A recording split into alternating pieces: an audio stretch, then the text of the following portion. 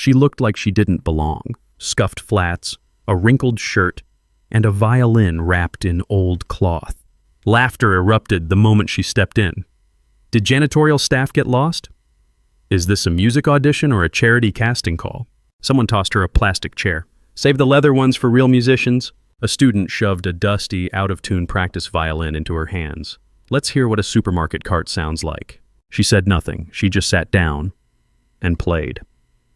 By the third note, the room froze. What they thought was trash had just made the walls tremble.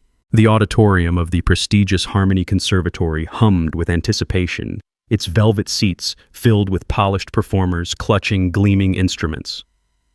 At the back of the room, almost invisible against the grandeur, sat Elena Harper. Her plain linen dress, slightly frayed at the hem, hung loosely on her slender frame. Her old canvas shoes, scuffed and faded, peeked out beneath the fabric.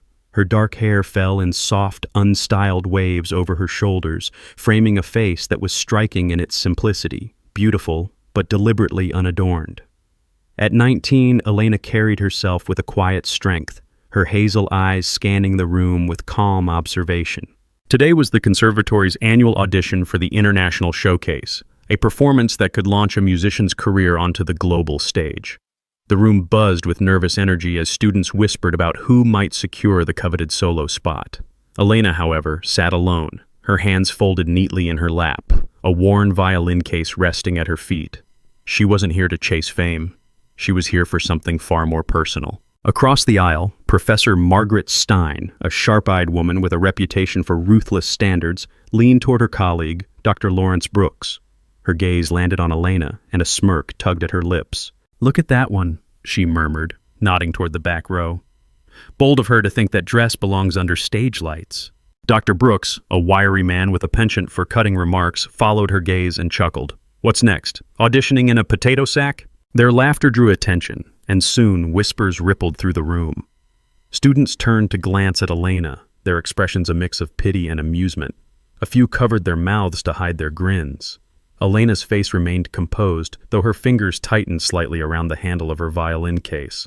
She'd faced judgment before, countless times in fact. It wasn't new, but it still stung. In the front row, Caleb Warner, a violin prodigy with slicked-back hair and a tailored blazer, caught wind of the mockery. His reputation as the conservatory's golden boy was well-earned, but so was his arrogance. He leaned toward his friend Sophie Kendall, a flutist with a sharp tongue, and smirked. "She looks like she wandered in from a thrift store," Caleb said loudly enough for those nearby to hear. "What's she even doing here?" Sophie giggled, tossing her glossy curls. "Probably lost on her way to a street performance." The room erupted in soft laughter, and Caleb's confidence swelled. He stood brushing imaginary lint from his sleeve and addressed the crowd with mock generosity. "To be fair," he called out, his voice dripping with sarcasm, "let's give her a chance, at least for our entertainment." The laughter grew louder, bolder. A few students clapped as if it were a performance in itself. As Elena crossed the room to retrieve her violin case, Sophie Kendall stood abruptly, her flute glinting under the chandeliers. "Hold on," she called out, her voice sharp and theatrical. "Let's make sure everyone gets a good look at our star performer." She gestured at Elena's dress with exaggerated pity, her lips curling into a sneer. "I mean, really, did you think this was a costume party? Or do you just not own a mirror?" The room roared with laughter, students pointing as Elena's cheeks flushed faintly, not from shame, but from the sheer weight of their malice. Sophie sat back down, triumphant, as whispers of pathetic and embarrassing slithered through the crowd. Elena's eyes flicked toward Caleb, but she didn't flinch. Instead, she tilted her head slightly as if studying him.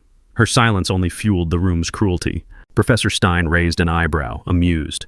"Well, Warner, since you're so charitable, why don't you fetch her an instrument? Let's see if she can at least hold a bow correctly." Caleb grinned and strode to a storage closet at the side of the stage. He returned with a dusty, neglected violin, its varnish chipped, its strings dull and slightly rusted. The instrument was a relic, one the conservatory hadn't bothered to maintain. He thrust it toward Elena with a theatrical bow. "You're Stradivarius, milady," he said, prompting another wave of laughter. Elena rose gracefully, her movements deliberate. She accepted the violin without a word, her fingers brushing the worn wood with a tenderness that went unnoticed by the jeering crowd. She carried it to the stage, her steps steady despite the weight of every eye in the room. The auditorium fell into a mocking hush, anticipation crackling like static. Before Elena could reach the stage, Professor Stein raised a hand, silencing the room with a single gesture, her eyes, cold as marble, fixed on Elena's modest figure. "Ms. Harper, is it?" she said, her voice dripping with condescension. "I must commend your courage. Most people would know better than to waste our time with such a—" She paused, glancing at Elena's shoes. "Humble presentation." The word hung in the air like a slap, and a few students snickered, emboldened by her authority. Elena met her gaze without flinching, but the professor's words cut deeper than the laughter, a deliberate reminder that she was an outsider here. Dr. Brooks leaned back in his chair, folding his arms. "This should be enlightening," he muttered. Sophie whispered to the girl beside her. $10 says she can't even play a scale." Elena stood alone under the spotlight, the harsh beam highlighting the simplicity of her appearance. She adjusted the violin's pegs with practiced ease, her fingers moving with a quiet confidence that contrasted sharply with the room's disdain. The strings, though out of tune, responded to her touch, and within moments she'd coaxed them into alignment. She tested the bow, drawing it lightly across the strings, and a faint, clear note cut through the silence. As Elena adjusted the violin's pegs, Caleb leaned forward in his seat, his voice carrying across the silent auditorium. "Careful with that relic," he mocked, standing to tower over the edge of the stage. He stepped closer, his shadow falling across her, and flicked a speck of dust from his sleeve as if her presence dirtied the air. "Wouldn't want you to break it, or yourself, trying to impress us." A few of his friends laughed, egging him on, and he leaned in, his tone low but venomous. "Why don't you just quit now? Save us all the secondhand embarrassment." Elena's fingers paused briefly on the strings, but she didn't look up, her focus a shield against his looming presence. Caleb snorted from his seat. "Beginner's luck." Elena closed her eyes for a brief moment, as if centering herself. As Elena lifted the violin to her chin, a murmur swept through the audience, growing into a chorus of whispered taunts. "She's actually going to try," one student hissed, loud enough for others to hear. Another added, "Bet she learned from YouTube tutorials." Someone in the back row mimicked a screeching violin, drawing stifled laughter that spread like wildfire. The sound swelled, a collective cruelty that seemed to press against Elena from all sides, daring her to falter. Yet she stood unmoved, her posture straight, her eyes closing briefly as if to shut out their voices, not in defeat, but in defiance. Then, without preamble, she drew the bow across the strings. The first note was soft but precise, a delicate thread of sound that seemed to hover in the air.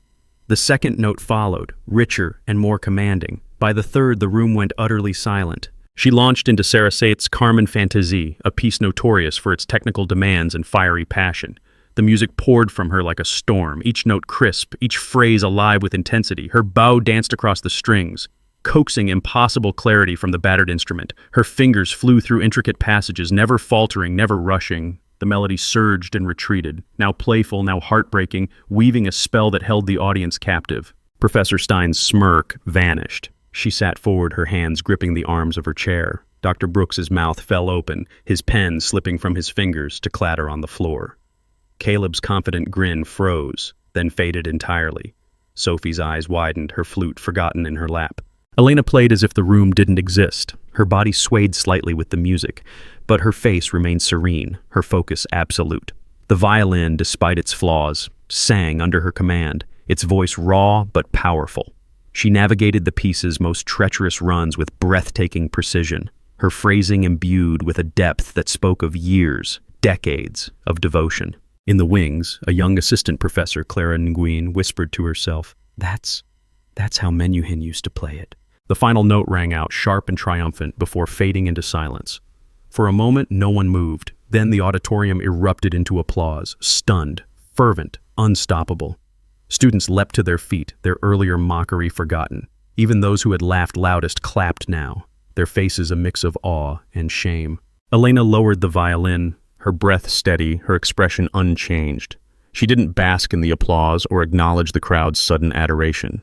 She simply stood there, the dusty instrument cradled in her hands, waiting. Professor Stein was the first to speak, her voice unsteady. "Young lady, what is your name?" "Elena Harper," she replied softly, her tone polite but firm. Dr. Brooks stood, adjusting his glasses as if to see her more clearly. "Where did you train, Ms. Harper? That was extraordinary." The room leaned forward, hungry for her answer. Elena's lips curved into a small, almost wistful smile. "I was Professor Keller's last student," she said, "before he passed. I just wanted his music to keep living." The auditorium fell silent again, the weight of her words settling over them like a fog. Professor Samuel Keller had been a legend, a reclusive genius whose performances had redefined the violin for a generation. He was notorious for refusing formal students, claiming no one was worthy of his time. Whispers had circulated for years that he'd taken on a single apprentice in his final days, but no one knew who, or if the rumor was even true. Clara Nguyen gasped audibly, her hand flying to her mouth. "Keller, you studied with Samuel Keller?" Elena nodded once, her eyes distant. "He taught me for 3 years, until the end." The panelists exchanged glances, their faces pale. Professor Stein's earlier amusement had evaporated, replaced by something akin to fear. Dr. Brooks sank back into his chair, muttering, "My God." Caleb shifted uncomfortably in his seat, his hands clenched into fists. Sophie stared at the floor, her cheeks flushed with embarrassment. The room's earlier cruelty now hung like a shadow, impossible to ignore. Professor Stein cleared her throat, struggling to regain her authority. "Ms. Harper, that was an exceptional performance. We'd like to offer you the solo position in the International Showcase. It's a rare opportunity." "Thank you," Elena interrupted gently, "but I'd rather not take the solo." A murmur of surprise rippled through the crowd. Caleb's head snapped up, his eyes narrowing as if he couldn't comprehend her refusal. Elena continued, her voice steady but warm. "I'd like to propose something else. There are students out there who love music as much as I do but can't afford to study here. If I'm chosen for anything, I'd ask that the conservatory create a scholarship fund in Professor Keller's name, for them." The panelists blinked, caught off guard. Dr. Brooks recovered first, nodding slowly. "That's a generous request, Miss Harper. We'll take it under serious consideration." "It's not about generosity," Elena said, her gaze unwavering. "It's about what's right. Music shouldn't be locked behind a paywall." The room was quiet again, her words resonating with a clarity that shamed the earlier mockery. Clara Nguyen wiped a tear from her cheek, her expression one of quiet admiration. Professor Stein hesitated, then nodded. "Very well, we'll discuss the scholarship immediately. But, Ms. Harper, you must understand, you've earned a place here today. Your talent is undeniable." Elena inclined her head, a gesture of acknowledgement rather than agreement. "Thank you. But I didn't come here to prove myself. I came to honor my teacher." With that, she stepped off the stage, her violin still in hand. The applause followed her, softer now, almost reverent. As she passed the front row, Caleb averted his eyes, his jaw tight.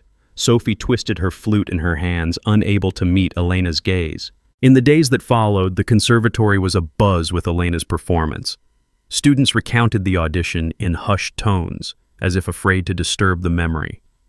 The panel convened an emergency meeting, and within a week, the Samuel Keller Scholarship Fund was announced, a full-ride program for talented musicians from underserved communities.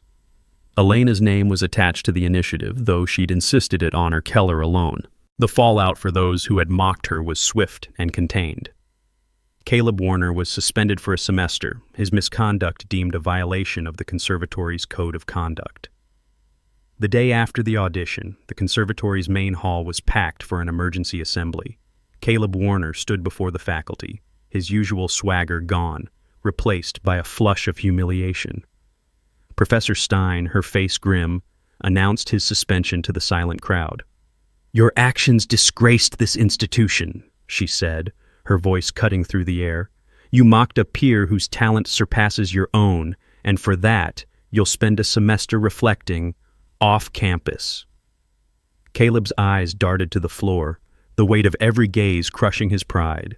Whispers followed him as he left, the golden boy now a cautionary tale, his future at Harmony hanging by a thread. Sophie Kendall faced a similar penalty, her scholarship placed under review. Sophie Kendall's reckoning came during a closed-door meeting with the conservatory's disciplinary board. Her scholarship, once a point of pride, was now in jeopardy, her flute performances overshadowed by her role in Elena's humiliation. Dr. Brooks, who had chuckled at her taunts, now sat stone-faced as he read the board's decision. Her funding was under probation, her reinstatement contingent on a public apology and mandatory ethics training. Sophie's hands trembled as she left the room, her sharp tongue silenced, her status among her peers crumbling. The news spread quickly, a stark reminder that talent alone couldn't erase cruelty. Professor Stein and Dr. Brooks issued public apologies, their words carefully crafted but sincere. The conservatory's culture shifted, if only slightly, as students whispered about the girl who'd turned their world upside down. Elena, meanwhile, continued her studies quietly. She attended classes, practiced in empty rehearsal rooms, and declined every interview request that came her way. When asked why she'd refused the solo, she'd only say, "The music matters more than the stage." One evening, as she left the conservatory, a younger student, a timid pianist named Lily, approached her. "Elena," she said hesitantly, "I was there, at the audition. I didn't laugh, but I didn't stop them either. I'm sorry." Elena smiled, her eyes kind. "You're here now. That's what counts." Lily clutched her sheet music, emboldened. "What you did, it changed things. People are talking about the scholarship, about Keller, about you." "I didn't do it for me," Elena said, adjusting the strap of her violin case. "I did it for him, and for anyone who's ever been told they don't belong." As she walked away, her silhouette framed against the setting sun, Lily overheard a passing student whisper to another, "She doesn't need the spotlight. She is the light." Elena's steps didn't falter. She had no need for their praise, no desire for their redemption. She carried Keller's music within her, and that was enough. If this story made your heart pause, don't forget to like, share, comment, and subscribe for more.